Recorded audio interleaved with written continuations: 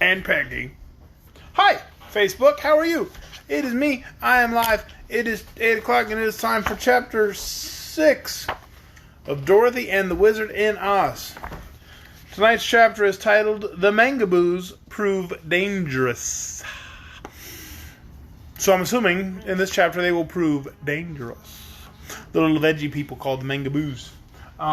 One of my munchkins is standing behind me headbanging for no apparent reason.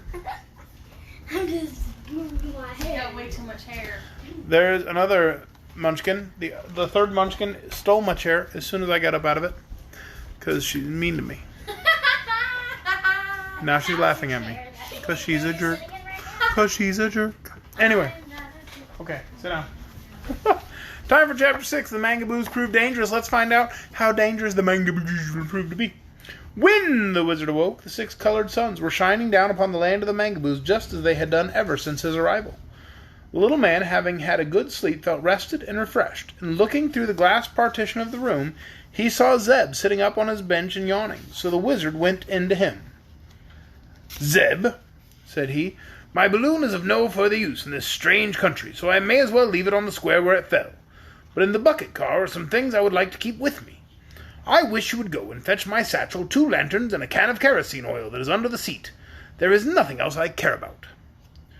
So the boy went willingly upon the errand, and by the time he returned, Dorothy was awake. Then the 3 held a council to decide what they should do next, but could think of no way to better their condition. "I don't like these vegetable people," said the little girl. "Cold and flabby like cabbages in spite of their prettiness." "I agree with you.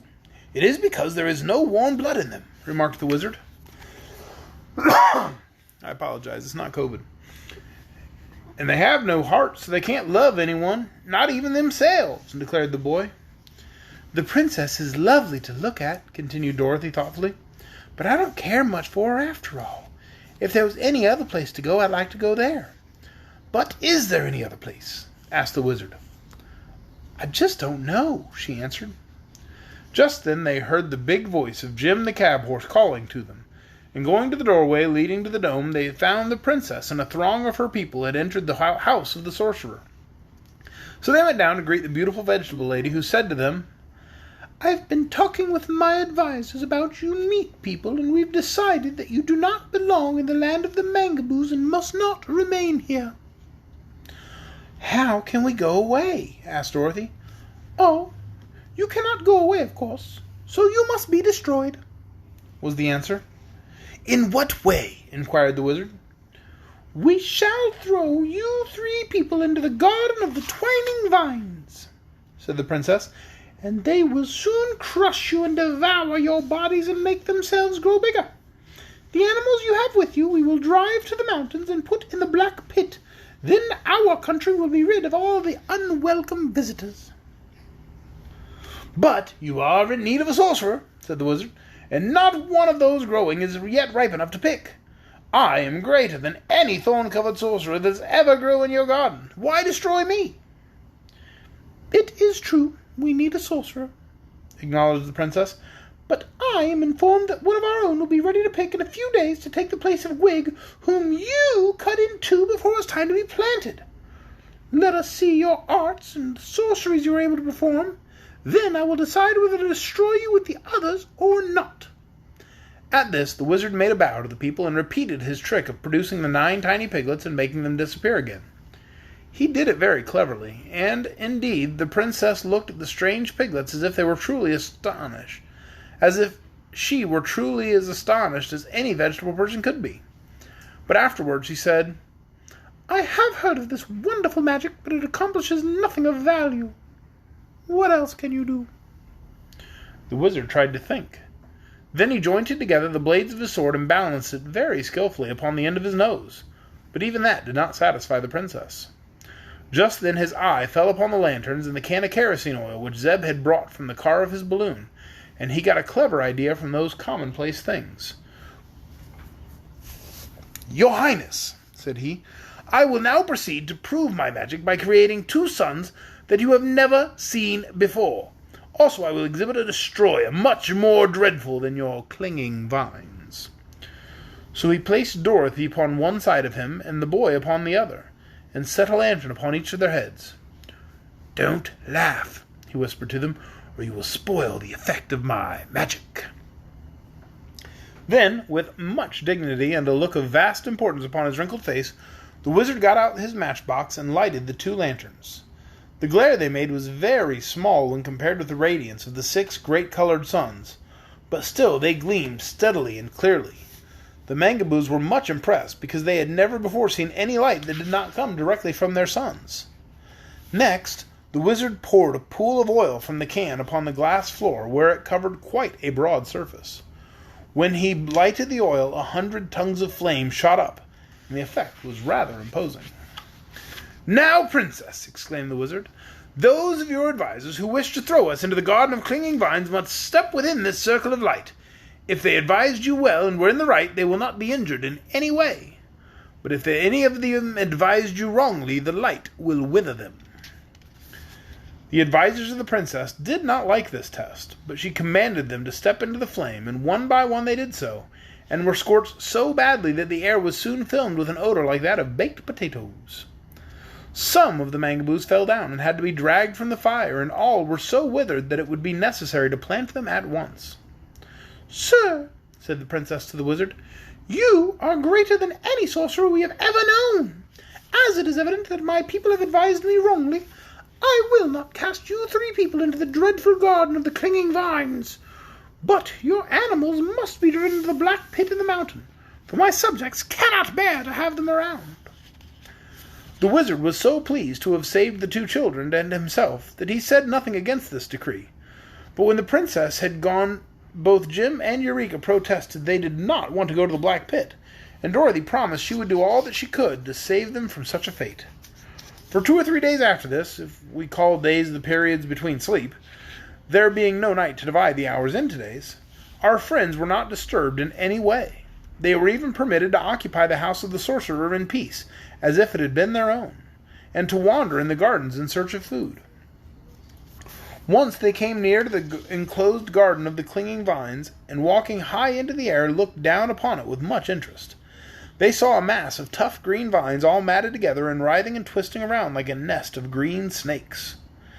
Everything the vines touched they crushed, and our adventurers were indeed thankful to have escaped being cast among them.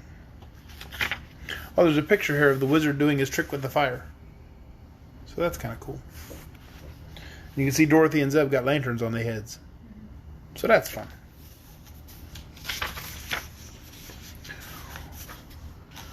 Make sure we're on the right page. Okay. Whenever the wizard went to sleep, he would take the 9 tiny piglets from his pocket and let them run around on the floor of his room to amuse themselves and get some exercise. And one time they found his glass door ajar and wandered into the hall, and then into the bottom part of the great dome, walking through the air as easily as Eureka could. They knew the kitten by this time, so they scampered over to where she lay beside Jim, commenced to frisk and play with her. The cab horse, who never slept long at any time, sat upon his haunches and watched the tiny piglets and the kitten with much approval. "Now don't be rough," he would call out if Eureka knocked over one of the round fat piglets with her paw, but the pigs never minded, and enjoyed the sport very greatly. Suddenly they looked up to find the room filled with silent, solemn-eyed Mangaboos. Each of the vegetable folks bore a branch covered with sharp thorns, which was thrust defiantly toward the horse, the kitten, and the piglets. "Here, stop this foolishness!" Jim roared angrily, but after being pricked once or twice, he got up on his 4 legs and kept out of the way of the thorns. The Mangaboos surrounded them in solid ranks, but left an opening to the doorway of the hall, so the animals slowly retreated until they were driven from the room and out upon the street. Here were more of the vegetable people with thorns, and silently they urged the now frightened creatures down the street. Jim had to be careful not to step upon the tiny piglets, who scampered under his feet, grunting and squealing, while Eureka, snarling and biting at the thorns pushed toward her, also tried to protect the pretty little things from injury. Slowly but steadily the heartless Mangaboos drove them on until they had passed through the city and the gardens, and come to the broad plains leading to the mountain. "What does this all mean, anyhow?" asked the horse, jumping to escape a thorn. "Why, they are driving us toward the black pit into which they threaten to cast us," replied the kitten. "If I were as big as you are, Jim, I'd jump and fight What would you do? Inquired Jim. I'd kick out those long legs and iron-shod hooves. All right, said the horse, I'll do it. Instant later, he suddenly backed toward the crowd of Mangaboos and kicked out his hind legs as hard as he could.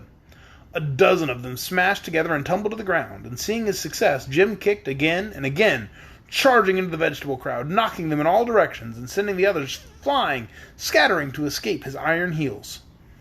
Eureka helped him by flying into the faces of the enemy and scratching and biting furiously, and the kitten ruined so many vegetable complexions that the Mangaboos feared her as much as they did the horse. But the foes were too many to be repulsed for long.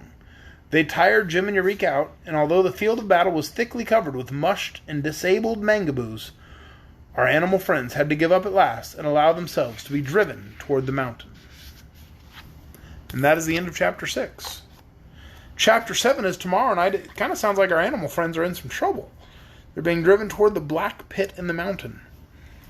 The cute little pig. Even the cute little pigs, yeah. But I've got good news, because you know what the name of Chapter 7 is? Chapter 7 is called Into the Black Pit and Out Again. So it sounds like they might have to go into the black pit, but it sounds like they're going to get out, so it's going to be cool. We'll find out all about it tomorrow night. 8 o'clock Facebook Live. Good night, everybody!